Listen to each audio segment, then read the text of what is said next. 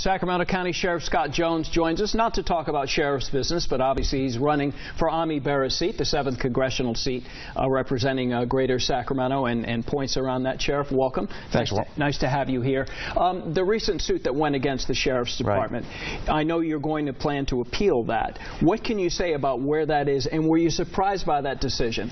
I was stunned by the decision, frankly, and had getting updates every day. And, you know, a couple of points. Number one is this was a suit that was instituted before I was sheriff. I was never a named defendant. You know, I'm standing at the helm of the ship, obviously. So my responsibility to make the department go forward after this is absolute. It's on me to do that. So it was a surprise. But I also want to clarify, it's not me who decides to appeal. It's the County Board of Supervisors. So they've had closed sessions about that. I nor any of my executive staff were at those meetings, and they've decided at least to file some post-trial motions to try and mitigate the damage awards and some other legal mechanisms and recourses that they may have, and they may thereafter decide to file an appeal if there's legal recourse to do so. Not over yet. It's not over yet. Okay. No. You came out publicly in support or endorsing Donald Trump. Now, here's the thing. We're talking about this privately. You have Trump, who has a major, giant, fervent following of people. He clearly the presumptive nominee, and he may very well win the presidency. Yet you as a Republican are catching some flack for coming out in support of him. Flack by some who would like you to take back that endorsement. Speak to that. I can. First of all, I just want to clarify, as I am voting for Trump, I've made it very clear that I've not endorsed him, nor do I plan on endorsing him.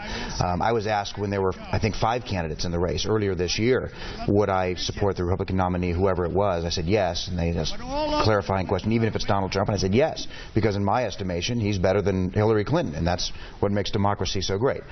People get to choose who they want. It's maybe it's a subliminal endorsement if you say you're going to vote for him, or is it not the same Well, it's thing? an endorsement to the point where I will vote for him. So to the extent that everybody endorses their candidate by voting for them. So yeah, it's a very polarizing thing, but you know, a lot of this is politically motivated, right? I mean, the Democrats have a window of time where Trump, there's a lot of divisiveness around Trump. There's a lot of things I don't like about him either, but there's a lot of opportunity for Democrats to say, well, if you're a Republican, you can't vote for Trump. And, you know, after the primary, after the convention, it's not really going to be man bites dog newsworthy that the Republicans are going to vote for the Republican, the Democrats are going to vote for the Democrat. So like you would be voting for the Republican nominee, whoever that would have been, if not Trump. That is correct. Because you're sticking with the party. I'm sticking with the party, and I have very strong feelings against Hillary Clinton. Okay, so for you, what are some of the things, give me 2 top things that you disagree with Donald Trump about. Well, I disagree with his divisiveness in terms of his speech, his hate speech. I don't think that's the way to bring people together. I have always conducted myself as sheriff, as a leader, building bridges in the communities, in the various communities that we serve.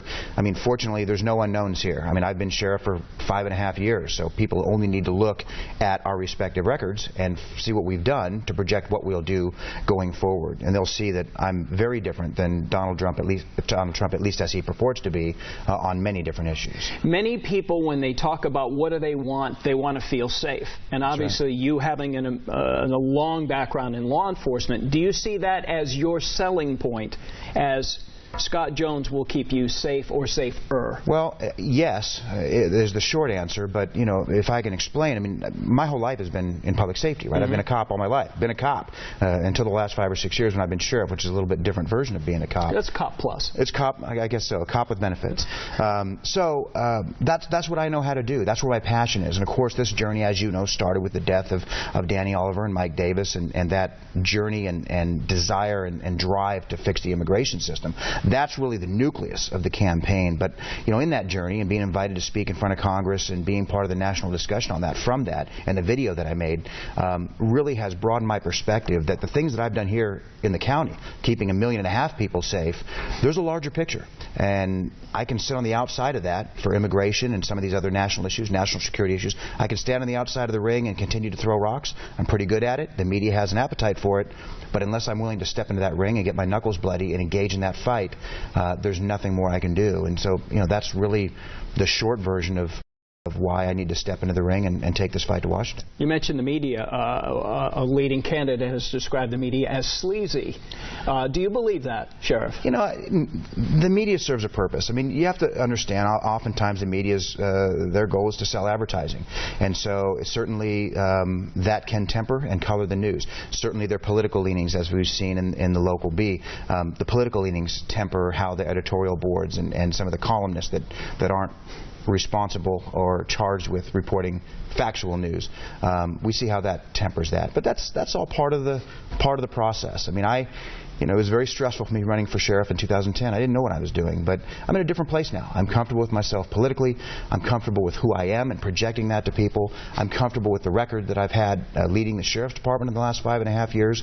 And so really now my challenge, frankly, is just to get that message out, is to let people know who I am and let more people see it, let more people know about the record that I've done, not just what people want to report about, but everything that I've done. And I think they'll find that I will be an excellent candidate for them. I don't know how you do it right now. Full-time sheriff, full-time candidate. That's about a 20-hour day, isn't it? At least, yes. So I'm giving up on sleep, but there'll be plenty of time to sleep after November 8th. Yeah, you'll be down to one job by then. All right. Sheriff Scott Jones, candidate, District 7. Thanks you, Sheriff. Thanks, Walt. Dean, over to you. All right. Thank you so much, Sheriff Jones, for coming in to our studio this morning. Great interview. Coming up next.